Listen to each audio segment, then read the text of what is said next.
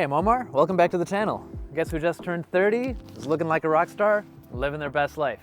Nope, not me. Couldn't be me. Statistically, probably not you. I'm actually talking about 24 Kia Sportage. In this case, we're looking at a hybrid. This is our middle-of-the-road EX build. Let's go through it. Now, if you did just turn 30 and you're living your best life, awesome, congratulations. It's about to get much better if you're looking at this. This is a compact SUV with insane value and a lot of personality, starting with this face. You've probably seen these iconic boomerang-shaped headlights coming at you and you're like, what is that? It's a Kia Sportage, or for our friends in Canada, the Sportage. Everything is full LED. I love that. I couldn't find a single incandescent bulb out here. These daytime running lights are really cool. It just makes this little like squinty face. Projector LEDs. I told you LEDs all around. The car just looks super clean. Before we get into the back, I just want to show you, there's active grille shutters here, and I didn't notice that until I left it in accessory mode. They sort of flip open and shut just to test. And I mentioned, this is the EX model, which is the middle of the road, and that's what those wheels come on. Same with this side turn signal indicator. This big, mean hip, standard though. Quick pit stop at the wheels, very stylish, reminds me of a little saw blade. Let's check out the back. Coming around the back, very clean design. And I gotta tell you, full disclosure, I got a little too excited to start. It's not all LEDs everywhere. I did find these two incandescents for the turn signals and hazards, but very clean rear. I love those taillights. There's no exposed exhaust tips, which is nice. This is a hybrid, and so just a little bit of a cue to that. And there's no rear wiper right here, sort of breaking up the backside. It's actually tucked in under the tiny spoiler back here, so if you're somewhere where it snows or it's really icy, it's not gonna get crusted. You're not gonna have to smack it against your rear window to get all that ice off. It's just gonna be ready to go. By the way, this little badge means it's heavy on the gas savings. And I'm joking, of course. HEV stands for hybrid electric vehicle, which, if you didn't catch, this is one of them. It's gonna get you killer fuel efficiency with a whopping 38 miles per gallon in the city, 38 miles per gallon on the highway for an average of about 38 miles per gallon. The space in this hatch is ridiculously impressive.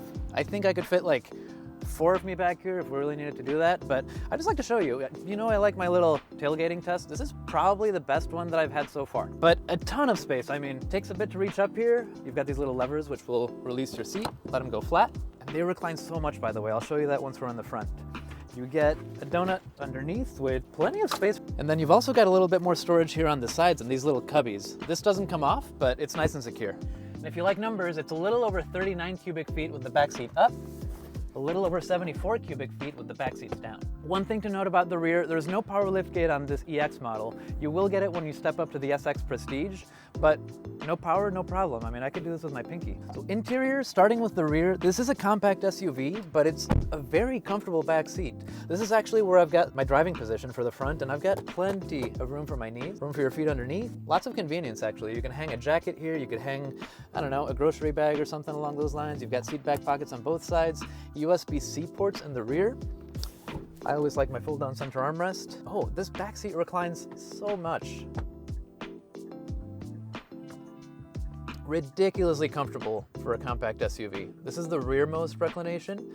You could also sit like totally upright, like a total weirdo. I want to make a quick stop in the passenger side. I'm obviously driving most of the time, but I wanted to point out that even though this is a very driver-centric cockpit where everything's somewhat angled toward the driver, you've got plenty of space and a lot of comfort in the passenger side, so I haven't found a single uncomfortable seat in this car. Interior design, very clean. It is a compact SUV, but it feels very spacious because of what Kia's done here. You've got this signature single pane, dual screen dash and infotainment right up top. And I wanted to show you this with the car off, actually. This is totally clean, but there's touch buttons right behind it. And this is pretty neat. Here they go. You've got a set for your climate control and a set for your maps and media. So you can toggle between the two, and these knobs will then control your temperature, or if you're looking at maps and media, your volume. So now that everything's on, let's go through the dash. Everything's digital, everything's super clear. There's 4 driving modes which will change the way that this looks. And right now we're in Eco, which is going to try to get you the best fuel efficiency. Sport is going to try to give you the best performance. Smart is going to be a bit of a combination between the two. It's going to try to give you, I'm guessing, really great fuel efficiency until you ask for more performance. And lastly, not that we needed too much here, but if you're going up the mountains to ski, then there is a snow mode. By the way, I don't know if you can see that from there, but the car's got a full tank of gas right now, and it thinks it's going to get me about 448 miles of range. That's really awesome. It's a very compact SUV, and as built, we're looking at about 33,500. Like I mentioned, it's a hybrid. It's going to get you about 38 miles per gallon. Wow, Small cluster of buttons here next to the steering wheel. The one in the top left will adjust the brightness on your dash. Next to it is the traction control off button in case you want to get rowdy.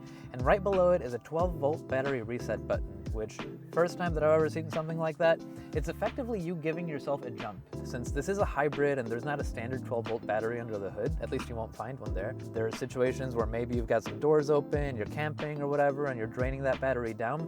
This helps you give yourself that jolt, and you still have to drive the car to recharge that, but it's just so cool that you don't have to ask for help. Next to it, of course, is your parking brake, which is a simple switch. Moving into the steering column, everything's where you'd expect it to be. Your wiper controls are on the right, your light controls are on the left, both with auto settings, so you don't have to think about it. Just ahead of it, you've got paddle shifters, so you can row between your 6 real gears manually if you wish. On your steering wheel, everything's very straightforward. Bluetooth and audio controls on the left thumb, radar cruise controls on the right. But the cool and interesting thing that Kia did here is that there are some buttons that are totally programmable, so they have different tasks that they can have given different scenarios. So if you're listening to music or in your navigation. Lastly, these knobs here, by default, will have volume on the left, tune on the right when you're doing audio stuff. Remember, they can become climate controls. But if you're doing audio stuff, volume knob here sort of leaves the passenger to reach, but you can swap them to make it more convenient for them. Center console, very clean design like I mentioned. It keeps this compact SUV feeling very spacious, just looks classy. Now, the piano black I know is polarizing because it looks really nice when it's clean, but it can get scratched up or you can get fingerprints on it. But I mean, I say just be careful with it, don't chuck your keys at it, and if you really want to keep it looking clean, use a little bit of wax, there's nothing wrong with that. Under here, you've got your wireless T charger, a 12-volt power outlet, which you also have in the hatch, a regular USB port, so you don't have to go with those new cables, and a USB-C port. Right behind it, you've got your engine start-stop button, nice and visible, so you don't have to hunt around for it. Heated seats, 3 different settings for the driver and passenger, and the LED indicators are sitting right below the black, which I find really classy. One thing that I'm never a big fan of is irregular gear selectors, and I'm giving this one a chance. It's somewhat growing on me, given it's not a manual, so there's not much playing around with it that you need to do. But coming from the Mazda side, I'm very used to having a big knob that controls the infotainment and a little knob that does the volume. In this case, the big knob does your gear selection, and the little knob will do your drive mode selector. So you can go between Eco, Sport, Smart, and Snow, like we mentioned. And if you hit it dead on, you can lock that all-wheel drive to be symmetrical. Armrest, nothing crazy, just very simple, easy to latch to open. Nothing hidden underneath, just a good amount of space for anything that you want to store. I'll bet you there's some interesting stuff underneath the hood though. Let's go check it out. Under the hood, things look pretty familiar. There's no storage up here like you would find in an electric vehicle. This is a 1.6 liter turbo hybrid powertrain, which gets you 227 horsepower and 258 pound-feet of torque, which is pretty good. The one thing that I want to note is because this is an all-wheel drive model, we're getting that 38 miles per gallon.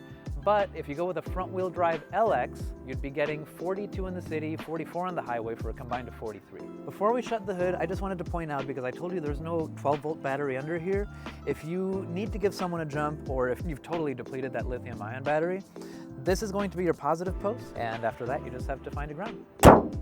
There you have it, the Kia Sportage, all grown up and full of pleasant surprises. Thank you so much for watching. Don't forget to subscribe. And thank you to Patterson Autos for lending us this car, letting us play with it, show it to you. If you're in the market for a new Kia, don't forget to hit up Mission Viejo Kia. And if you're like anywhere else in the US, I want to hear how you pronounce this.